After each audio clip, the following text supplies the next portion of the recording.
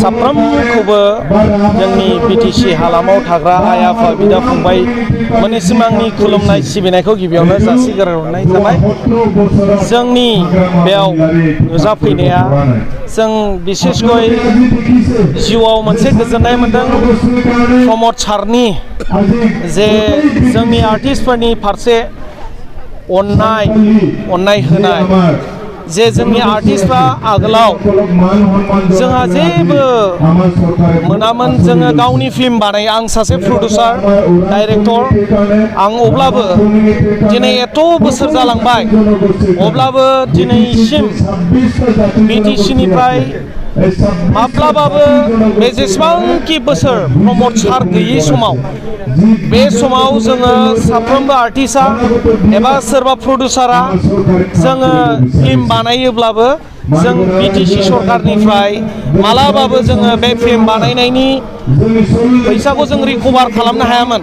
नाथाय जेब्ला प्रमद सारा फैबाय दिनै प्रमद सारा जेब्लानिफ्राय सिप जिरायबाय बे समनिफ्राय जोङो गासैबो प्रडिउसार साफ्रोमबो मोनजोबाखैबाबो आं दिनै सासे बुंनो हायो दिनै आंनि फिल्म बानायनायनि गासैबो फैसा थाखाफोरखौ दिनै बे सरकारनि समाव मोनदों आरो आंल' नङा साफ्रोमबो दिनै मोनदों। बे बिथांमोना हयथ' ससियेल मिडियानि गेजेराव नुजायाखै नाथाय आगोलनि दिनाव जों फिल्म बानायग्राफ्रा माब्लाबाबो नुवामोन। बेनिखायनो जोङो गोसो गोथारै जोङो सारखौ सापर्ट होनो प्रमद सारखौ फिन खेबसे आरोबाव सिपनि महराव नायनो लुबैनानै जोङो आं सासे आर्टिस्ट जानानै सारखौ गोसो गुवारै आं हेफाजाब होफैदों। मानोना सारनि अननायाव दिनै जोङो सिनेमा हलबो मोननो हाबाय।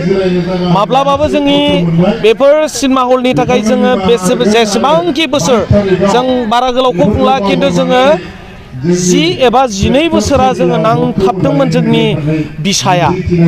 अब्लाबो बै समाव आब्बानि समावबो जों नांथाबदोंमोन। नाथाय जेला बिसा दाबाय बिसा दानाय समावबो जागोनै दिनै गैया। जेब्ला प्रमद सारा सिप जिरायबाय बे समनिफ्राय जेब्ला जोंनि दुखु सुखु आर्टिस्टफोरनि दिनै गांनाय उखैनायखौ एकमात्र प्रमद साराल' बुजिदों। बेनिखायनो जों आसा लायो आरो आंबो सासे आर्टिस्ट जानायखाय आं बयखौबो आर'ज गाबो दिनै सासे बुद्धिजिबि साननो गोरों रायजो राजानि थाखाय गांनाय उखैनाय गासै बिथिंनिफ्राय साननो हनो गोरों सासे दिनै जोंनि प्रमद सारखौ फिन खेबसेबाव मानोना सुबिदाखौ होगोन होननानै आं आसा थियो।